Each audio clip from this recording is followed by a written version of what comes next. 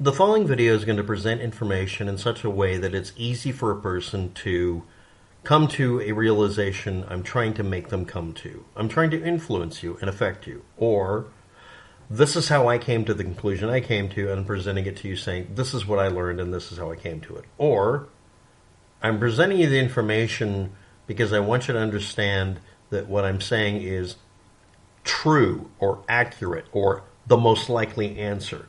You notice how these are different motivations on my part. Keep that in mind for a second, mull it over, and put it off to the side. Now, turn off your frontal lobes and don't have any critical thinking, and let's walk down the garden path with Waptec.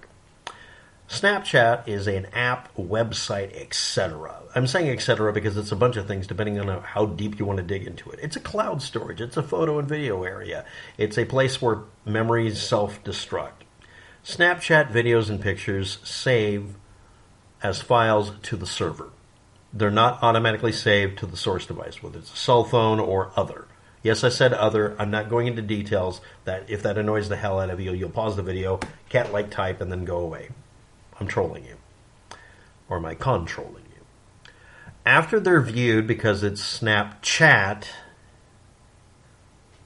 they auto-delete in 1 day, 7 days, or never delete, and or you could bypass whatever setting they've been given by saving them somehow, and or if you have a cell phone that lets you actually have control over what you're doing on your cell phone or on a computer or an app or a web page that you're using to grab these, you can siphon the information by illegally saving an image like any other website should let you do. So here we go. These images are also enhanced, resized, and converted to different file formats in the process of uploading them. Most websites have an intrinsic file format they want to use, whether it's the dimensions or the compression algorithm, or whether it's JPEG versus JPG versus PNG versus other. None of them are the raw images that were recorded by the cell phone's imager, the CCD, or whatever, because even the phone alters them. It goes into the imager. The imager inside of it will convert it, a flat pattern of light, into binary information.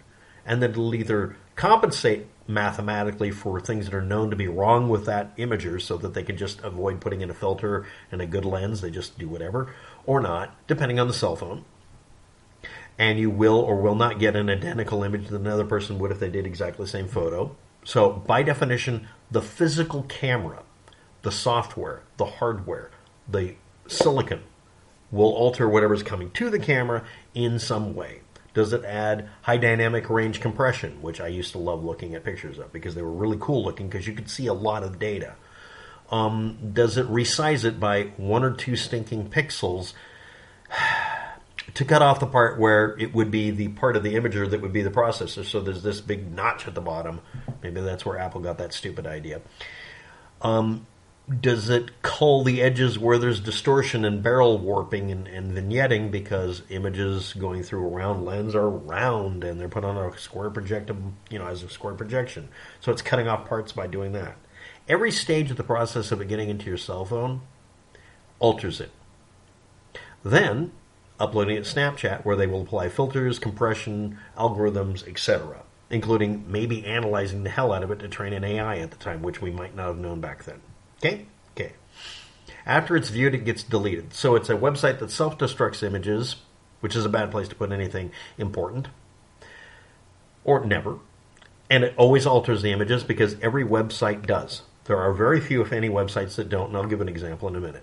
Okay, now, can any site, app, or program determine if an image you've gotten, again, it had to go through this gauntlet, and then who knows who it copied to? After it does all that, do you get a program that says, yes, every image you feed me is altered because they all are, because they're running through websites trying to save space or trying to enhance images or whatever? Or it's an image from a cell phone that automatically enhances it so you look better? Or an app that explicitly, the word Snapchat filter comes from Snapchat. Is that a Snapchat filter or is it a real picture? That was actually a meme at one time. Okay? So is any app going to ignore all of that reality out there of every single thing you do on the internet and every device that takes an image, altering it by saying every image is altered? Or is it going to somehow make some assumptions, or will it ask you, some of them do, where did this image come from? Oh, it's from Snapchat. Okay, well then I will ignore certain aberrations because it's caused by Snapchat. Yeah. Now we get to the thought-terminating and trust-terminating cliche words that are memes about how you shouldn't trust the world around you. Is it staged, created, photoshopped, real? Even just saying, is it real? You're calling into question the reality of something that's entirely a binary representation of a single moment in time somewhere on the earth. Is it staged? You mean a picture taken by somebody who said, hey, pose for me, and it's a posed picture? That's staged?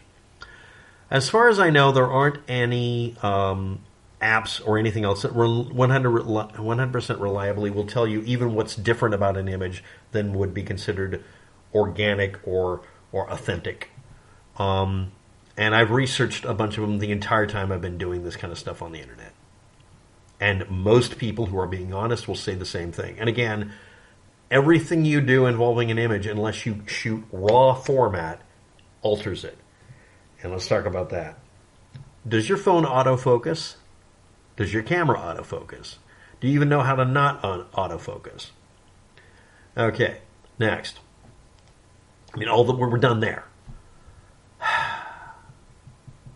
Raw image files, when you take them, are gigabytes across, not kbytes, or at least megabytes. They would be prohibitively storage expensive. All image editing and detection software I've run into has false positives, false negatives, and you have to use multiples of them. And you have to test them thoroughly beforehand by testing them with what we would call real images. Authentic images of things that were real, to see if it says, no, that's AI or fake. In fact, if it brings up AI at all, don't do it. Because if they use AI, God help us, or if they assume you're just checking to see if something was made by AI, don't use it, because that's not what we're doing. We're trying to find out if an image has been altered in any way. Did somebody add, their initials in an image? All right, let's bring it up. Abigail Williams bridge photo. If you do a search, you get lots of sources. If you time limit it to 2017 during the month that the incident in Delphi happened and keep going further and further back, you get eventually to only one image that appears to be authentic. And it was done on the 14th of the month. I was able to narrow it down that much. And it's only one of them that I could find. There were others before, maybe. But this is what I can find right now as an example. This is just an example. At dailymail.co.uk. And it's an image that's smaller than the ones you can find a day or so later. Now here's the question. Was it originally big and we've lost the original big one, but the smaller one is the first one that we can find now? Or did all the other websites blow it up?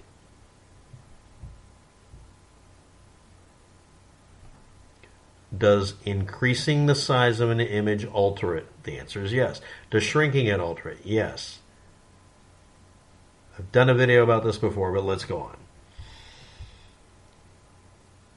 Did the others just use blown up images at the time, or did they all use shrunk down images? Or did any of them have it in the intrinsic image format, not from Snapchat, but from the phone?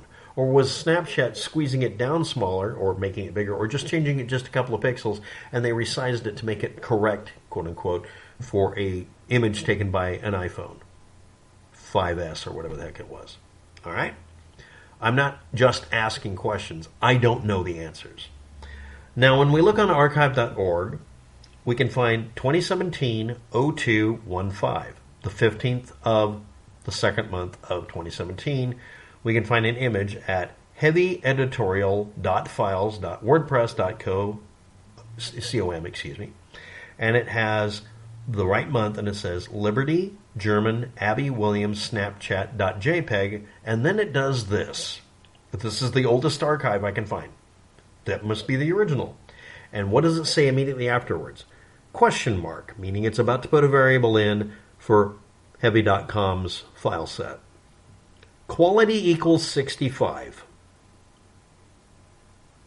That means our oldest image has in the URL, when you get it off of archive.org, that it altered the quality mode on the JPEG. Oh, and that's the last part. It's a JPEG image.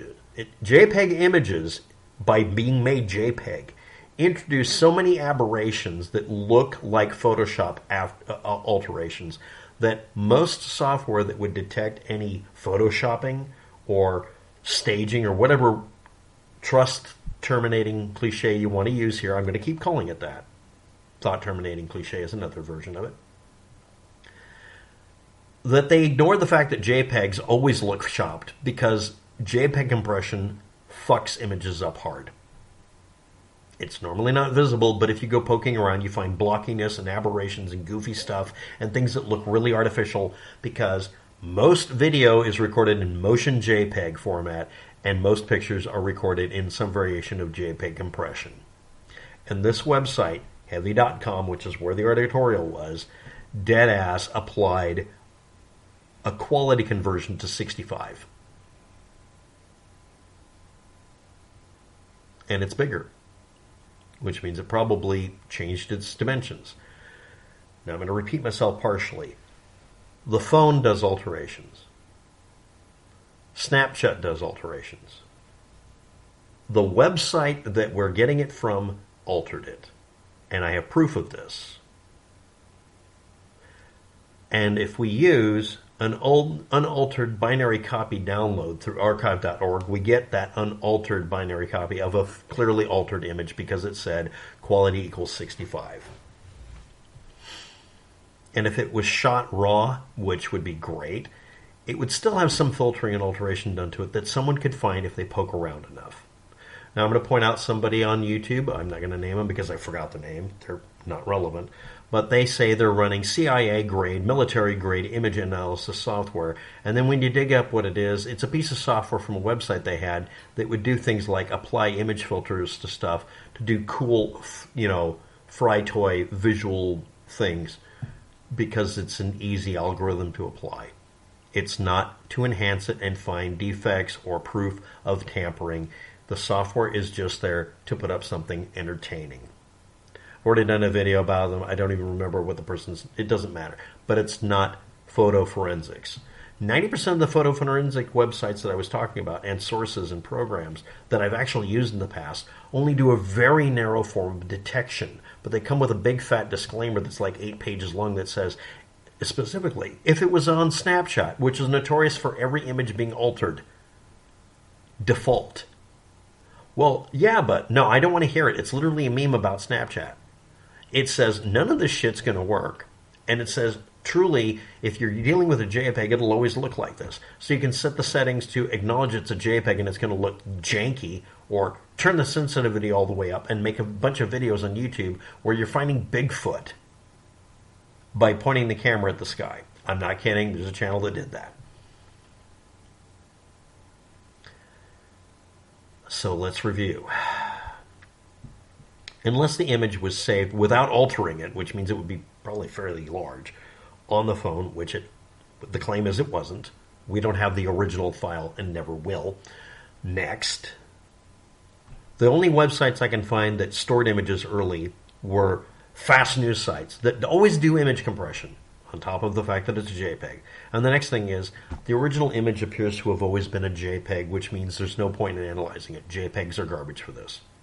So with all of that out of the way, the thought-terminating cliche or trust-terminating cliche, is this altered, is every image on the internet's altered if you look too deep. But does this look like it was altered? There has to be a motivation for the image being altered at all. And everyone is just going to either jump to conclusions or say to themselves, I don't have a basis for saying that, so the image isn't altered. It is an original. It is authentic. Unless otherwise noted, with damn good evidence, because at this point this is a dumb thing to bring up. That's why I'm doing this video. Mostly to ease someone else's mind. Thank you for watching. Have a good day. Good luck with that.